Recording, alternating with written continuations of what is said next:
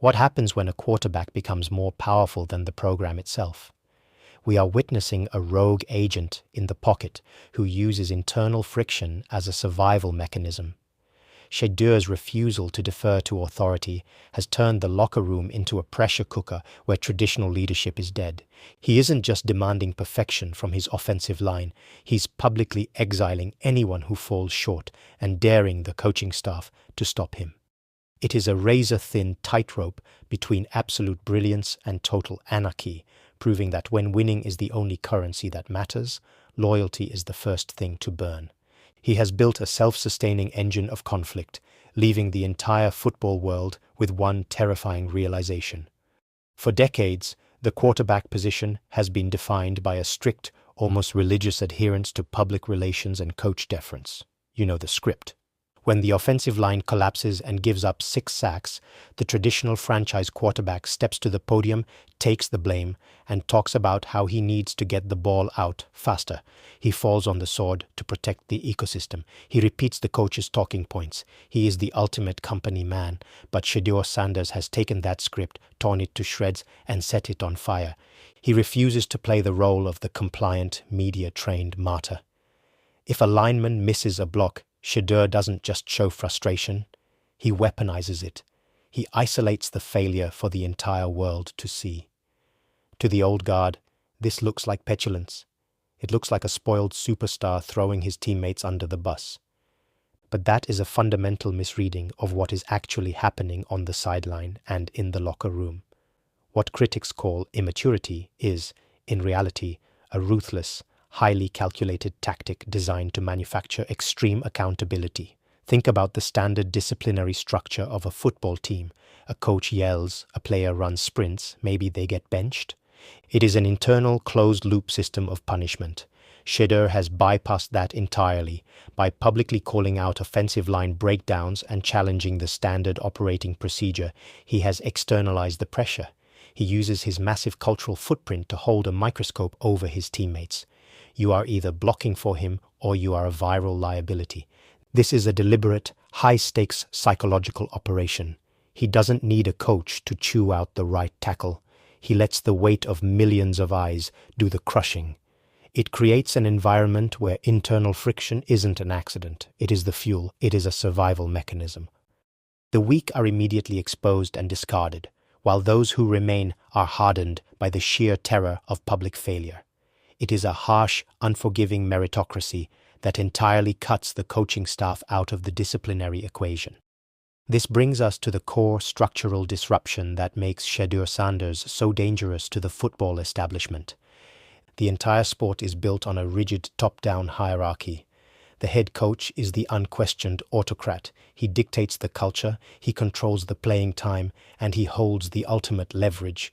But what leverage does a coach actually have over a player who operates as an independent, multi-million-dollar brand? Shedeur Sanders brings his own audience, his own gravity, and his own offensive philosophy. He doesn't just play for a program, he is the program.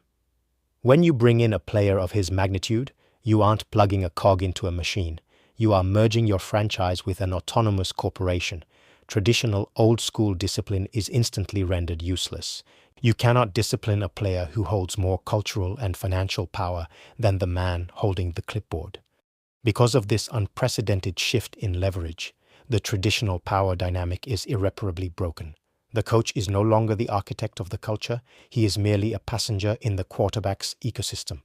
Shedeur dictates the standard, he enforces the standard, and he punishes those who fail to meet the standard. If a coordinator's play calling doesn't work, Shedeur's body language and post-game rhetoric will make it implicitly clear who is to blame. He isolates himself from the structural failures of the team, positioning himself not as a piece of the puzzle, but as the only functioning mechanism in a broken machine. This forces the coaching staff into an impossible corner. They can't rein him in without risking open rebellion and the loss of their most potent offensive weapon. They are held hostage by his talent and his gravity. The locker room is no longer the coach's domain. It is a gladiatorial arena ruled by the quarterback, leaving the men on the sidelines facing a chilling reality. When the player holds all the leverage, the head coach is no longer the ultimate authority in the room. Inside this pressure cooker of absolute accountability, the traditional sanctity of the team locker room completely dissolves. For generations, locker room culture has been anchored by an unspoken code. What happens inside stays inside, and you protect your brother no matter what. It is a brotherhood built on collective shielding, where teammates cover for each other's mistakes, coaches manage the fallout behind closed doors, and the collective unit is wrapped in a protective cocoon of institutional loyalty. Shedeur Sanders shatters that cocoon with a sledgehammer. In his universe, the locker room is not a safe space for struggling players to find comfort. It is a ruthless meritocratic furnace where failure is televised, dissected, and weaponized. When a player steps onto the field with Shedeur, the psychological weight they carry is entirely different from anything found in a standard college program. They aren't just playing for their position coach or trying to impress the scouts in the press box. They are acutely aware that a missed assignment on national television will be met with immediate, unfiltered exposure. To the traditionalist, this looks like toxicity. It looks like a breakdown of team chemistry. But the paradox of this environment is that it breeds a perverse, hyper-focused form of winning. When the stakes are that high and the scrutiny is that unrelenting, players cannot afford to coast, half-ass a block, or accept mediocrity. They either elevate their execution to meet his impossible standard, or they get mentally crushed by the weight of the spotlight. This creates a brutal, bifurcated reality for everyone else in the building. You either adapt to the friction, or you become its collateral damage. Assistant coaches and coordinators often find themselves caught in the crossfire of this cultural shift. In a normal program, a position coach acts as the intermediary, buffering the players from the intense heat of the head coach. But when the quarterback is the one generating the heat, the positional hierarchy breaks down. Coaches spend less time installing game plans and more time managing bruised egos, patching up fractured confidence, and repairing the psychological fallout of a star player who refuses to coddle underperforming teammates. The support staff becomes crisis managers, desperately trying to keep the team from tearing itself apart from the inside out, while simultaneously riding the wave of whatever offensive production that friction manages to produce. The genius and the terror of this model lies in how it completely redefines leadership. We are conditioned to believe that a great leader is a unifying force, a charismatic figure who wraps an arm around a struggling teammate, whispers encouraging words in the huddle, and brings everyone together in a chorus of harmony. Shedeur operates on the exact opposite frequency. He uses division, friction, and public exposure as his primary catalysts. He dares his teammates to hate him, to doubt him, or to prove him wrong, knowing that pride and anger are far more potent motivators than comfort and encouragement. If a lineman is furious about being called out, Shedeur doesn't pull him aside for a heart-to-heart. He demands that the lineman block better on the next drive to shut him up. It is an adversarial leadership style that treats interpersonal comfort as the enemy of excellence. This dynamic forces a brutal binary choice on every single person who enters his orbit. You can either submit to the friction, swallow your pride, and let his unrelenting standard drag you upward into production, or you can let the resentment consume you and watch your career flatline under the weight of the public microscope. There is no middle ground in a culture built on conflict. You cannot coast on potential or hide behind a friendly coaching staff when the quarterback is shining a floodlight directly onto your mistakes. It forces a level of hyper-awareness that breaks weaker players, but for the ones who survive, it forges a hardened, battle-tested edge. They stop caring about the toxicity because they see the scoreboard, and in the end, winning is the only anesthetic that matters. Yet, this raises the ultimate question that every coach inheriting this blueprint must face. What happens when the friction stops working? When you build a culture entirely out of pressure, conflict, and public exposure, there is no margin for error. A single losing streak, a couple of blowout losses, or a stretch of poor offensive line play can turn a productive pressure cooker into an active volcano. Without the traditional buffers of institutional respect and coach-enforced harmony, a team running on pure Shedeur-style friction has no safety net. When the wins stop coming to justify the abuse, The toxic elements no longer look like the price of winning. They just look like poison. It forces a desperate, high-stakes gamble where the coach surrenders all traditional control, praying that the sheer force of the quarterback's relentless, unmanageable will can drag them across the finish line before the whole house of cards collapses. To understand how this dynamic reached an unmanageable apex, we have to look directly at the unique laboratory where it was forged: Boulder. The Colorado program under Shedeur Sanders did not just bend the traditional rules of college football, it shattered them into a million pieces and rewrote the operating manual in real time. But within that unprecedented circus of media attention, celebrity sightings, and roster overhauls, a far more significant structural reality was taking shape. The father coach and star player ecosystem created an environment where standard institutional guardrails simply did not exist. In a normal program, if a quarterback publicly undermines a teammate or steps out of line, a head coach has the ultimate authority to bench him, discipline him, or humble him. But how do you enforce traditional boundaries when the head coach is his father and the entire multi-million-dollar branding engine of the university is inextricably tied to his last name? This unique dynamic turbocharged Shedeur's autonomy to a level never before seen in the collegiate ranks. He didn't just operate as the face of the program, he operated with absolute sovereign immunity. He was insulated from the standard political pressures that usually force young players to toe the line and play the corporate game. While other quarterbacks had to worry about how a quote would play with the athletic director, the boosters, or the media, Shedeur knew that his safety net was absolute. This allowed him to lean even further into his role as the ultimate provocateur. He controlled the tempo of the offense, he controlled the energy of the sideline, and crucially, he controlled the narrative. When games went sideways, he didn't have to absorb the institutional blame. He could freely distribute accountability wherever he saw fit, knowing full well that no one in the building had the political capital to check his power. We saw this play out in real time during high-stakes games where the sheer weight of the opposing pass rush threatened to collapse Colorado's entire operation. In moments where lesser teams would implode under internal bickering, Shedeur leaned directly into the friction. When the offensive line broke down, he didn't quietly trudge back to the huddle. He put the failure on full display, forcing a visceral, public reaction. To the casual observer, it looked like a fracture. To the team, it was an electric shock, but it also proved a chilling point. Even under the watchful eye of a Hall of Fame head coach who commands total national attention, Shedeur was the one truly pulling the operational levers on the field. Dion could command the spotlight, but between the hash marks, Shedeur was the autocrat of the offense. This model worked in college because the sheer novelty and gravitational pull of the Sanders brand masked the underlying volatility. The program traded stability for sheer, unadulterated velocity. But it also established a dangerous precedent. It proved that a quarterback could become bigger than the system, bigger than the coaching staff, and bigger than the institution itself. It created a blueprint for future star athletes who look at the traditional collegiate hierarchy and realize they don't have to ask for permission to rule the locker room. They can simply seize it. They can weaponize their own brand, bypass the coaching staff's authority, and run the show on their own terms. Yet, looking back at the Colorado experiment, it becomes glaringly obvious that this was a hyper-specific incubator.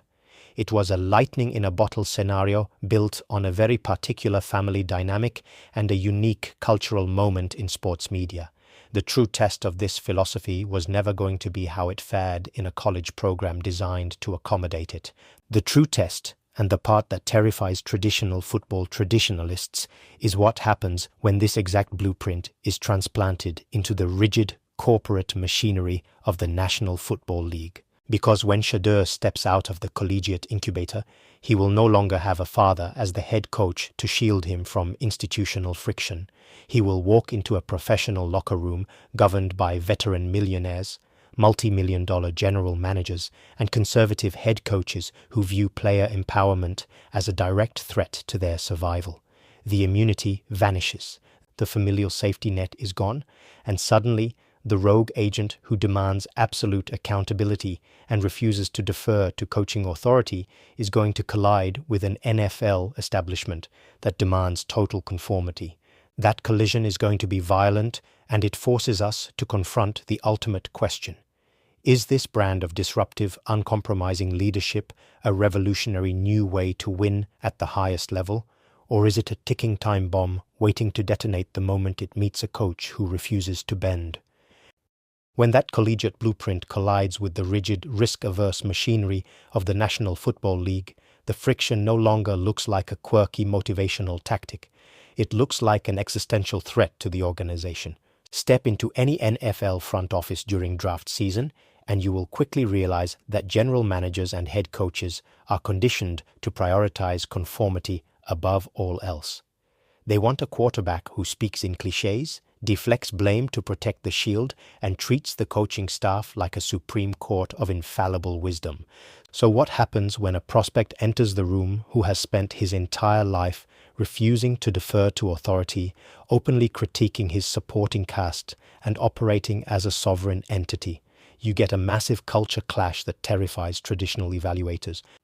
It explains why a player of his statistical pedigree can experience a dramatic slide on draft day as conservative franchises run away from a personality they know they cannot easily micromanage. The moment a player like Shedeur lands in a professional locker room, the battle lines are drawn instantly. Traditional NFL head coaches, the old-school authoritarians who demand total obedience and view any sign of player empowerment as mutiny, are immediately put on defense.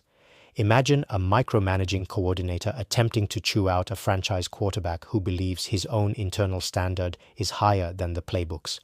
In the college ranks, a star player can get away with side-eyeing a coach or letting his post-game press conference serve as an indictment of the scheme. In the pros, that behavior triggers a systemic immune response. General managers worry about the locker room splintering. Veterans with massive contracts grow resentful if a young newcomer acts bigger than the franchise. The corporate structure of the NFL is explicitly designed to crush independent power centers, ensuring that the logo on the helmet remains bigger than any single individual. Yet, this creates a fascinating paradox for the modern NFL. While conservative coaches are terrified of losing control to an uncompromising personality, the history of the league proves that the most successful quarterbacks are rarely corporate yes men. Think of the ultimate competitors, the guys who alienated teammates, terrorized coordinators, and demanded absolute, unyielding perfection from everyone in the building. Tom Brady didn't win 7 Super Bowls by being a comforting presence who coddled struggling rookies. He broke wide receivers mentally, screamed at offensive coordinators on national television, and created an environment of such intense, suffocating pressure that everyone around him either elevated or got washed out. Michael Jordan rules applied to the gridiron. The line between being labeled toxic and being labeled a dynasty builder is razor thin, and it is usually drawn entirely by the scoreboard. If you win, the friction is called leadership. If you lose, it is called a cancer. This brings us to the ultimate professional dilemma for any coaching staff tasked with harnessing this profile. An offensive coordinator can either attempt to bend a high-friction quarterback into a traditional mold, breaking his competitive spirit in the name of corporate harmony, or they can lean into the chaos and build a system that accepts the friction as the price of doing business. History shows that trying to neuter an ultra-competitive, defiant quarterback usually results in a stagnant offense and a firing squad for the coaching staff. But giving a rogue agent the keys to the kingdom requires a level of psychological fortitude that most modern coaches simply do not possess. They are asked to manage a multi-million-dollar asset who refuses to be managed, operating on a frequency of high-stakes accountability that exposes every single weakness in the building. When you track Shedeur's transition into the professional ranks, moving from the draft day slide into the grinding reality of an NFL locker room, the stakes reach a boiling point. The environment shifts from a controlled family-run incubator into a ruthless meritocracy where front offices have zero sentimental attachment to your last name. Every single practice rep, every sideline interaction, and every post-game accountability check becomes a referendum on whether his style of leadership can scale to the highest level. The traditional establishment bets that his refusal to bend will destroy team chemistry and alienate the locker room. But the contrarian reality is far more uncomfortable. Football has always been a game of controlled violence and ruthless competition. And sometimes it takes an unmanageable, defiant force to shatter a broken culture and force a franchise to finally win. When you strip away the pearl clutching from traditional analysts and the viral soundbites from sports talk media, you are left with the ultimate, unavoidable truth about the modern sports landscape. What the football establishment labels as toxic is often just the unvarnished reality of a hyper-meritocratic system colliding with fragile institutional comfort. For generations, sports culture has tried to package winning as a harmonious team-building exercise where everyone holds hands, accepts their role, and defers to the wisdom of the coaching staff. But the highest levels of competitive dominance have never actually belonged to the harmonious. They belong to the obsessive, the uncompromising, and the borderline tyrannical. Shedeur Sanders didn't invent this ruthless philosophy, but he has weaponized it for a new generation, proving that absolute accountability is far more effective at driving results than manufactured locker room peace. This brings us to the ultimate reckoning that every professional organization and coaching staff must face when dealing with a player of this magnitude. When a franchise inherits a quarterback who operates as a rogue agent, they are forced to make a defining choice. They can cling to the outdated, comforting illusion of total coaching control, trying to force a generational competitor into a corporate box, neutering his edge and watching the offense stagnate into predictable mediocrity. Or they can surrender that false sense of control, embrace the friction, and accept that building a winner requires burning away every single layer of comfort and complacency in the building. There is no middle ground. You cannot have a culture of unyielding accountability without inviting a certain degree of volatility into the room. The future of football leadership is no longer about the authoritarian coach who rules through fear and compliance. It is about managing the sovereign player who rules through talent and sheer unadulterated will. As Shedeur steps fully into the professional ranks, he carries a blueprint that terrifies traditionalists because it fundamentally destabilizes their power structure. He proves that a quarterback can dictate the standard, expose the systemic failures, and refuse to bend to institutional norms, and still emerge victorious. Whether this model becomes the definitive template for the next era of sports superstars or burns out in a spectacular clash of egos depends entirely on whether a franchise is brave enough to let the fire burn. In the end, the football world is left with a chilling realization.